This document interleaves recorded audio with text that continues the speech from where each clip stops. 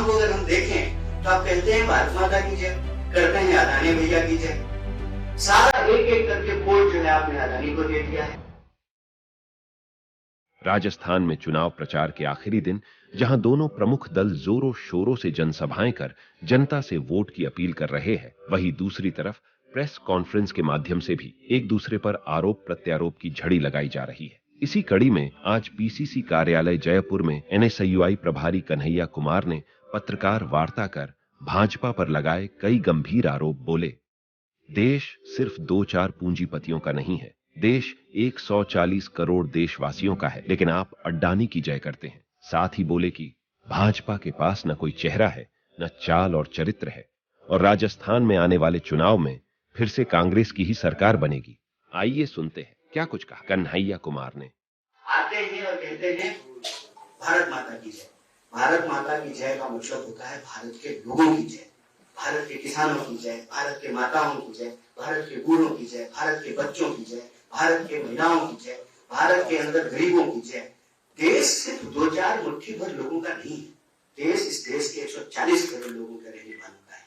और जय कहने का मतलब ये होता है कि आप उनके लिए कुछ कर रहे हैं। आपके काम को अगर हम देखें तो आप कहते हैं भारत माता की जय, करते हैं अदानी भैया की जय।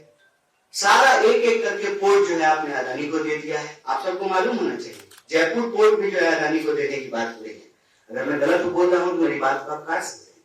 तो एक मॉडल राजस्थान ने दिया है, पहली बार मैं समझता हूं, अगर मैं ठीक हूं तो बड़े जोर शोर तरीके से, शानदार तरीके से राजस्थान के चुनाव में योजनाओं की बात हो रही है। और हम अपने पिच पर उनको लेकर के आए हैं। वो भी ये कहना शुरू किए कि 450 में सिलेंडर देंगे, लेकिन आप जानते हैं कि उनकी बात की कोई गारंटी नहीं, कोई गारंटी नहीं है उनकी बात की। मैं तो कहता हूं कि 1 मिनट के लिए अगर ये गारंटी बीजेपी की होती, अगर ये गारंटी आरएसएस की होती, अगर ये गारंटी वसुंधरा राजे की भी होती, तो 5 गारंटी में से वो एक गारंटी जरूर पूरा कर देते। न कोई इनके पास चेहरा है, न इनका चाल है, न चरित्र है, न इनकी नीति है, न नीयत है। इसीलिए आप सबके माध्यम से मैं राजस्थान के लोगों से अपील करता हूं कि इस बार राजस्थान के चुनाव में सरकार नहीं बनेगी, परिपाटी बदलेगी। और यह बात मैं इसलिए कह रहा हूं कि परिपाटी बदलती है। और कि कुछ राज्यों का अगर हम एग्जाम्पल आपके सामने रखें, जहां एंटी इनकम्बेंसी थी, बार बार उत्तराखंड के मुख्यमंत्री बदले गए, उत्तराखंड के मुख्यमंत्री को लोगों ने चुनाव हरा दिया, धामी साहब चुनाव हार गए थे, वहां तो बीजेपी की सरकार बन गई। फिर राजस्थान में कांग्रेस की सरकार क्यों नहीं बनेगी?